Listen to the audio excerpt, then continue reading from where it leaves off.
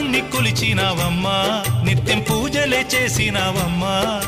గూడు చెదిరిపాయ గుండెల విసిపాయ గూడు చెదిరిపాయ గుండెల విసిపాయ కొలిచిన రామయ్య కొండ దిగిరాడాయే వందనాలమ్మా